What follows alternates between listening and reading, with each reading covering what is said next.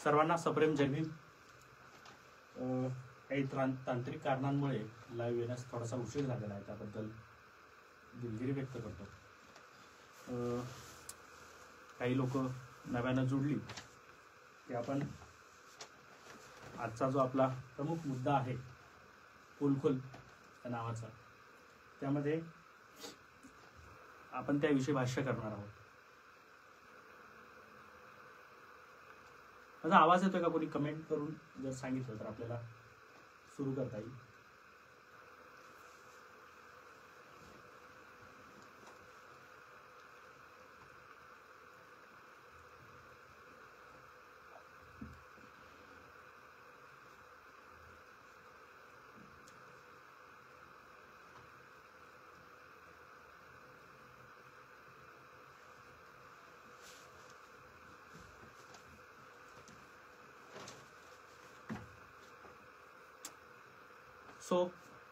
नमस्कार, मी चित्ररत्न पटाईत आणि वंचित बहुजन आघाडीच्या या फेसबुक लाईव्ह मध्ये तुम्हा सर्वांचं मनपूर्वक स्वागत।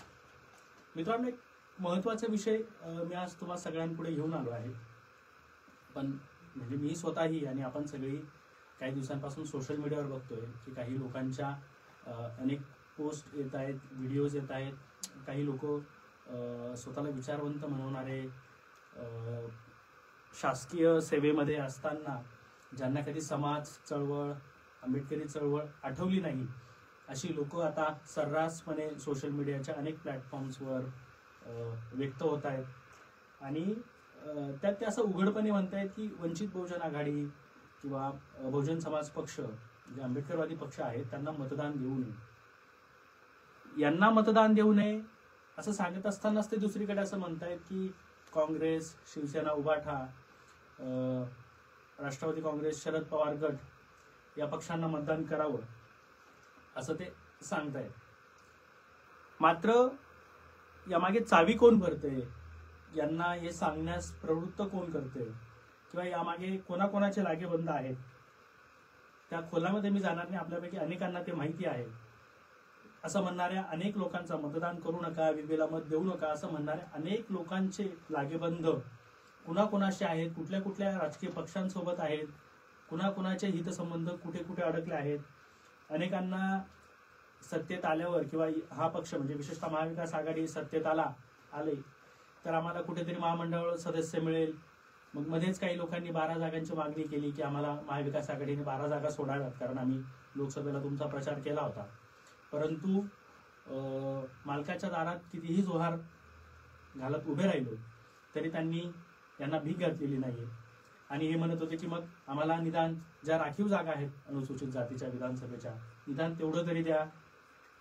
गेला बाजार तेही नाही मिळालं तर निदान काही महामंडळ द्या, कुठेतरी सदस्य म्हणून नेमणूक करावी। याच्यासाठी अनेक लोकांची धावपळ सुरू आहे, अनेक लोकांची धडपड पण सुरू आहे। अनेकांनी शासकीय सेवेत असताना जो काही भ्रष्टाचार केला, जी काही संपत्ती कमवली, तिच्यावर टाच येऊ नये म्हणून अनेक लोक अनेक राजकीय पक्षांची हुजरेगिरी करतायत। तुम्हाला एक गोष्ट सांगितली तर तुम्हाला खरं म्हणजे मला ते ऐकल्यानंतर, वाचल्यानंतर प्रचंड हसू आलं होतं। या लोकांचं त्यावरचं आर्ग्युमेंट असं होतं की भाजपला हरवायचं आपल्याला, आणि भाजपला कोण हरवेल तर जी काही पक्षांची ती नावं घेत होती आणि यांना मतदान द्या असं सांगत होती। परंतु वंचित बहुजन आघाडीला मतदान देऊ नका, कारण त्यातनं वोट डिवायडेशन होईल आणि मग परत भाजप निवडून येईल। तर ऍक्च्युली हे इतकं हास्यास्पद आणि बालिश असं विधान आहे। म्हणजे ही जी लोक जे काही आर्ग्युमेंट करतायत की याला देऊ नका, त्याला द्या, त्यामुळे तो जिंकेल, परंतु ही प्रचार करणारी लोक हे विसरतायत की जे वर्षानुवर्ष सत्ता भोगत आलेले आहेत।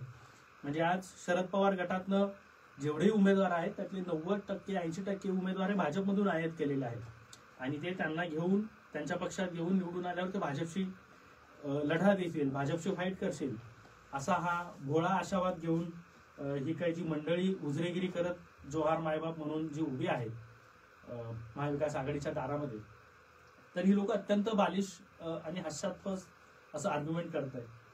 खरं म्हणजे हे वंचित बहुजन आघाडीचे जे मुद्दे आहेत, जे विजन आहे, जो जाहीरनामा आहे, जाहीरनाम्यातील जे काही मुद्दे आहेत, त्या तत्वांशी, त्या विचारांशी हे लढू शकत नाही। म्हणून वंचितच्याच ब्रँडिंगचा आधार घेऊन वंचितलाच बदनाम करणं असा हा यांचा सगळा एक डाव आहे. आणि तो इथल्या आंबेडकरी जनतेने, इथल्या अलुतेदार बलुतेदार बहुजन समाजाने तो त्यांच्या लक्षात आलेला आहे, ती फसवेगिरी लक्षात आलेली आहे. आपल्याला जर आठवत असेल तर लोकसभा निवडणुकीच्या आधीही आणि लोकसभा निवडणुकीच्या दरम्यानही वंचित बहुजन आघाडी सातत्यानं संविधान या विषयाला धरून अनेक पद्धतीनं भूमिका मांडत होती. स्वतः बाळासाहेब आंबेडकरांनी महाराष्ट्रभरामध्ये राज्यातील अनेक जिल्ह्यांमध्ये मोठ्या मोठ्या संविधान बचावाच्या परिषदा घेतल्या, सभा घेतल्या आणि संविधानाला भाजप कशा पद्धतीनं नख लावतोय आणि त्याच्यासाठी आम्ही कसे ठामपणे लढतोय हे सांगत आले. मात्र आपला अजेंडा म्हणजे वंचित बहुजन आघाडीचाच तो जो एक अजेंडा होता संविधान बचावाचा, तो या सगळ्या लोकांनी उचलला आणि कालपर्यंत ज्यांनी संविधानाला नख लावण्याचं काम केलं, संविधानातील अनेक तरतुदी बदलल्या, संविधानातील कल्याणकारी राज्याची जी संकल्पना होती, वेलफेअर स्टेटची जी बाबासाहेबांची संकल्पना होती, त्या संकल्पनेला या लोकांनी नख लावलं. त्या समूहाला, वंचित असतील, आदिवासी असेल, SC ST OBC असतील, या सगळ्यांना दाबण्याचं काम केलं. आदिवासींच्या जल जंगल जमिनीच्या प्रश्नांवर त्यांना दाबण्याचं काम केलं. असे अनेक मुद्दे होते जे आजतागायत ही लोक सोडवू शकले नाहीत, त्यांचं शोषण केलं आणि आज तीच लोक आम्ही संविधान वाचू, आम्ही आरक्षण वाचू असं म्हणत गावगप्पा करत फिरतायत. खरं म्हणजे जर आपण या सगळ्या राजकीय पक्षांचा इतिहास पाहिला तर हे अत्यंत ठराविक कुटुंबांमध्ये सातत्यानं आपण जे म्हणतो की घराणेशाही ही ठराविक कुटुंबांमध्ये जखडलेला तो सगळा प्रकार आहे. म्हणजे आजोबा अध्यक्ष, तर त्याची आजी अध्यक्ष, त्याचा बाप अध्यक्ष. म्हणजे एक आपल्या देशामध्ये एक असं म्हणजे भाजप असेल किंवा काँग्रेस असेल किंवा इतर सर्व राजकीय पक्ष, याला कोणीच अपवाद नाही. म्हणजे एका पक्षामध्ये तर ज्यांनी पक्ष स्थापन केला ते पंतप्रधान, मग त्यांच्यानंतर त्यांची मुलगी पंतप्रधान झाली, मग त्यांचा मुलगा पंतप्रधान झाला आणि आता त्या पक्षाचे राजकुमार जे आहेत ते स्वतःला पंतप्रधान किंवा त्या सगळ्या सत्तेच्या याच्यामध्ये घेण्यासाठीची त्यांची सगळी धडपड सुरू आहे. महाराष्ट्रामध्ये काही वेगळं चित्र नाही आहे. जे मी उदाहरण तुम्हाला त्या राजपुत्राचं दिलं तेच बारामतीतीलच एक घराणं सत्तेसाठी किती तडफडतं. म्हणजे एक टीम तर तिकडे भाजपसोबत जाऊन बसली, दुसरी टीम आम्ही कसे धर्मनिरपेक्षवादी आहोत, कसे संविधानवादी आहोत असं म्हणतायत. म्हणजे एकाच घरामध्ये एक राज्यसभेत खासदार आहेत, मुलगी लोकसभेला खासदार आहे, एक दुसरी सून राज्यसभेत खासदार आहे, पुतण्या राज्याचा उपमुख्यमंत्री, परत दुसरा एक नातू आमदार, परत आता तिसरा नातू. म्हणजे एवढा गोंधळ आहे एका घरामध्ये, इतके आमदार खासदार आहेत की मलाही आता इतका कन्फ्युजन झाले की कोण कुठे काय कळायलाच मार्ग. म्हणजे आज ते सोबत आहेत, उद्या कोणीतरी म्हणजे त्यांच्या घरात जर एखादं बाळ आलं, लहान बाळ जन्माला आलं, तर त्यालाही ते लहानपणीच आमदार किंवा त्या घराण्याचा वारस म्हणून घोषित करतात. आणि मात्र मरणूक पिळवणूक जी होते ती सर्वसामान्य लोकांची होते, कारण त्या या सगळ्या व्यवस्थेमध्ये ते दाबले गेलेले आहेत, ते या सगळ्या व्यवस्थेमध्ये पीडित आहेत. आणि या लोकांना असं वाटतं की भाजप काँग्रेसने सत्तेत यावं ही यांची अशी एका पद्धतीने म्युच्युअल अंडरस्टँडिंग असते की 5 वर्ष मी सांभाळेल, पुढचे 5 वर्ष तू सांभाळ, मग पुन्हा काही झालं की मग आम्ही आहोतच. म्हणजे दोन पक्षांच्या व्यतिरिक्त दलित, शोषित, पीडित, वंचित समूह जे आहेत, आदिवासी जे आहेत, ही लोक पक्षात सत्तेत येऊच नाही. याचं एक कारण आहे की या लोकांना ती भीती आहे की जर ही सत्ता बहुजनांच्या हातात गेली, ही सत्ता जर इथल्या वंचितांच्या, शोषितांच्या हातात गेली, तर त्यातनं जी ताकद निर्माण होईल, त्यातनं जो फोर्स निर्माण होईल, त्या ताकदीला ही लोक घाबरतात. आणि म्हणून मिल बाटके खायगे अशातला तो सगळा प्रकार आहे. आतापर्यंत आपण बघितलं की संविधानातल्या अनेक गोष्टींमध्ये, संविधानामध्ये अनेक पद्धतीनं संशोधन करून त्यातल्या अनेक तरतुदी बदलण्यात आल्या. तर एक तरतूद एक अजून या लोकांनी करावी असं मला यांना सांगावंसं वाटतं की संविधानाच्या याच्यामध्ये, संविधानामध्ये, कायद्यामध्ये लोकप्रतिनिधी अधिनियम 1991 जो कायदा 51 जो कायदा आहे त्याच्यामध्ये बदल करावा या लोकांनी. आणि या देशामध्ये फक्त 2च पक्ष असतील, 2च पक्ष या देशावर राज्य करतील, मग आयदर ते भाजप असेल किंवा मग काँग्रेस असेल. आणि बाकीच्या सगळ्या लोकांनी या 2च पक्षांना मतदान करावं. जसं चायनामध्ये एक पद्धती हुकुमशाही आहे, अध्यक्षीय पद्धत आहे. अमेरिकेतही 2च पक्ष प्रामुख्याने रिपब्लिकन आणि डेमोक्रॅटिक आहे की जिकडे फक्त द्विपक्षीय राज्य व्यवस्था आहे आणि बाकीच्या सगळ्या लोकांनी घरी जाऊन बसावे. हा सगळा यांचा तो एक प्रकारचं ते अनेक वर्षापासून देश स्वातंत्र्यापासनं ची ती सगळी पद्धत ही सुरू आहे आणि त्यामध्ये इथला सर्वसामान्य जो घटक आहे, वंचित घटक जो आहे तो यामध्ये पीडित आहे.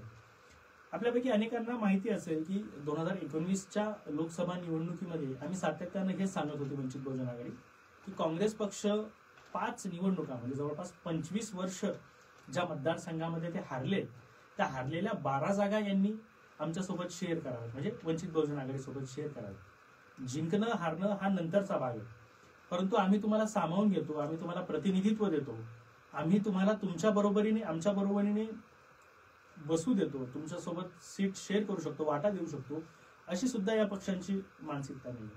आणि महाराष्ट्रामध्ये अशा अनेक जागा आहेत जिथे काँग्रेस गेल्या 5 ते 6 निवडणुकीपासून सातत्याने हारत आलेली, एनसीपी असेल, ही सगळी लोक त्या हारलेल्या जागा सुद्धा शेअर करायला तयार नव्हते. आणि त्यानंतरचा इतिहास आपल्या सगळ्यांना माहिती आहे. 2019च्या निवडणुकीमध्ये महाराष्ट्रामध्ये जवळपास 12 ते 13 विधानसभा अशा जागा होत्या की ज्या फक्त काँग्रेस आणि राष्ट्रवादी काँग्रेसमुळे वंचित बहुजन आघाडी हारली त्या विधानसभेच्या निवडणुका. मी आज तुमच्यासोबत काही डेटाच घेऊन आलो. 2019च्या विधानसभा निवडणुकीमध्ये मूर्तिजापूर हे अकोला जिल्ह्यातील मतदारसंघ आहे, त्यामध्ये वंचित बहुजन आघाडी दुसऱ्या क्रमांकावर होती आणि तिथे भाजप जिंकला होता. त्यावेळेस भाजपला तिथे 59,527 मतदान मिळालं होतं आणि वंचित बहुजन आघाडीला 57,617, साधारण 1500-1600च्या मतदानाने वंचितचा पराभव झाला होता. आणि तिथे घड्याळ राष्ट्रवादी काँग्रेस पार्टी म्हणजे आत्ताचा शरद पवार गट, तत्कालीन राष्ट्रवादी काँग्रेस पार्टी, त्याला 41,000 मतदान मिळालं होतं. इथे जर कदाचित राष्ट्रवादी काँग्रेस लढली नसती तर वंचित बहुजन आघाडीने एक हाती तो मतदारसंघ काबीज केला असता.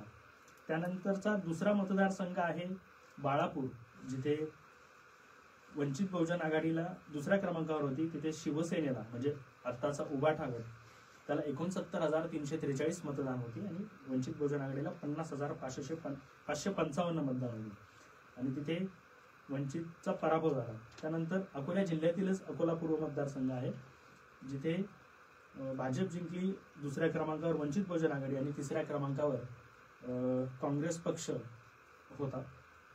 त्यानंतर वाशिम मतदारसंघामध्ये भाजपला 66,000 मतदान होतं, वंचितला 52,446 मतदान होतं आणि काँग्रेसने तिथे 30,000 मतदान घेतलं. अकोटमध्ये सुद्धा परिस्थिती तशीच आहे. अकोटमध्ये भाजपला 48,000 मतदान होतं, वंचितला तिथे 41,326 मतदान होतं आणि काँग्रेसला 26,670 मतदान होतं.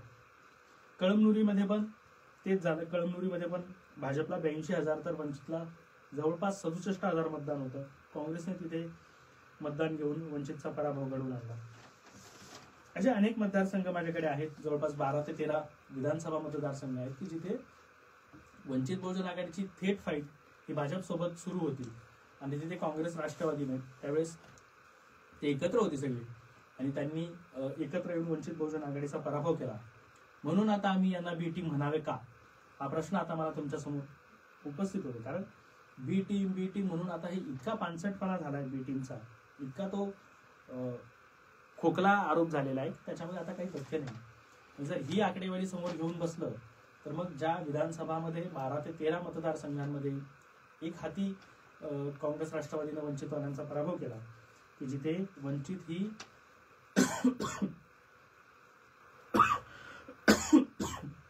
एकतर्फी निवडणूक जिंकत होते, मग आता आपण यांना बी टीमचं लेबल लावून यांच्यावर तो आरोप करावा का? एनिवे, आता ज्यांनी आतापर्यंत संविधानाला कमजोर केलं, नख लावण्याचं काम केलं, इथला SC STचा फंड असेल किंवा इथल्या विद्यार्थ्यांचा स्कॉलरशिपचा प्रश्न असेल, पैसे असतील जे इतरत्र वळवले, ते आता संविधान वाचवण्याच्या गप्पा करतायत, आरक्षण वाचवण्याच्या गप्पा करतायत. म्हणजे तू मारल्यासारखं कर, मी रडल्यासारखं करतो, अशातला सगळा यांचा प्रकार आहे. आता मूळ प्रश्न राहतो की आपल्याला आता निवडायचंय, आपल्याला हे निवडायचंय मतदार म्हणून की आपल्याला ही नकली फुले शाहू आंबेडकरवादी लोकांना निवडायचंय की जे ओरिजिनल, जे सत्यामध्ये फुले शाहू आंबेडकरांचा विचार जे जगतायत, जे आपल्या भूमिकेतून मांडतायत, त्यांना निवडायचं का, हा आपल्या समोरचा मोठा प्रश्न मी सोडतोय. आणि प्रत्येक सुज्ञ मतदारांनी याच्यावर विचार करावा आणि खरे आरक्षणवादी, खरे फुले शाहू आंबेडकरवादी लोक कोण आहेत, कुठला राजकीय पक्ष आहे, हा प्रश्न आपल्या मनाला विचारावा.